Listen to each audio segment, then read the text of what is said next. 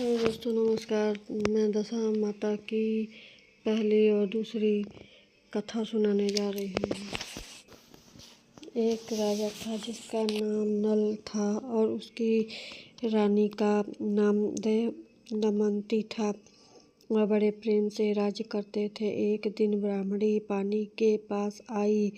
उस ब्राह्मणी रानी के पास आई। उसने गले में पीला डोर बांध रखा था।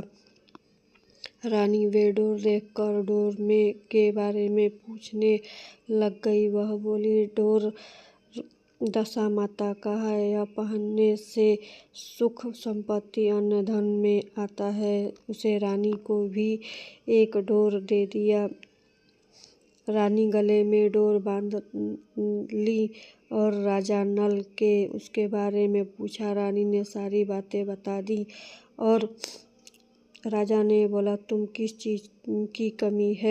इस डोर को तोड़कर फेंक दो। रानी ने देवी का आशीर्वाद कहकर उसे तोड़ने से मना कर दिया, पर राजा ने डोर तोड़ कर फेंक दिया। रानी बोली, राजन, यह आपने ठीक नहीं किया। इसके बाद उस रात राजा के स्वप्न में दो स्त्रियां आई। उन दोनों स्त्रियों से बोले, राजा, मैं यहाँ से जा रही हूँ। दूसरी बोली, राजा, मैं तेरे घर आ रही हूँ। राजा को यह 10 या 12 दिन तक आया। रोजाना सपना ऐसे अपने आने लग गए।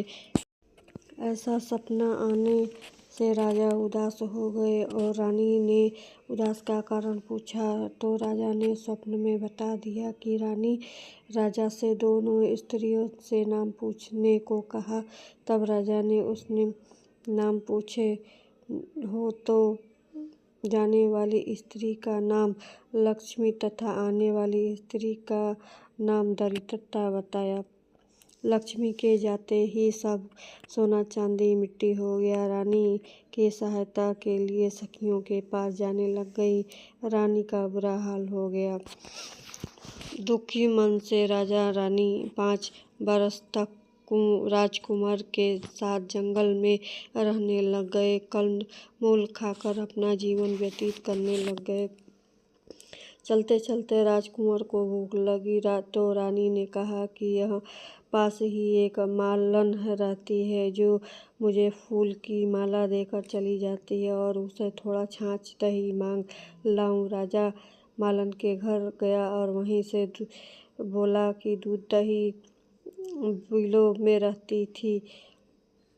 राजा के मांगने पर उसने कहा, हमारे पास तो छाछ दही कुछ भी नहीं है। राजा खाली हाथ लौट आया। आगे चलने पर एक सांप ने कुंवर को डस लिया और राजकुमार की मृत्यु हो गई। विलाप करते रानी ने राजा को धैर्य बंधाया। इसके बाद वह दोनों वहां आगे चले गए। राजा 2 तीतर मार लाया और भुने हुए तीतर भी उड़ गए।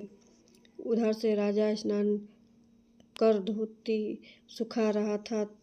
धोती उड़ गई और रानी ने अपनी धोती फाड़कर राजा को दे दिया। वह भूखे प्यासे ही आगे चल दिए। कुछ ही दूर चलकर राजा दोस्त का घर आया और वहां जाकर अपने मित्र को अपने आने की सूचना दी। मित्र ने दोनों को एक कमरा में बैठाया और वहां से बहुत आदर सत्कार किया और लोहे का सुख आदि प्राप्त हुआ। दोस्तों, यह वीडियो पसंद आए तो प्लीज़ लाइक शेयर जरूर करिएगा। धन्यवाद।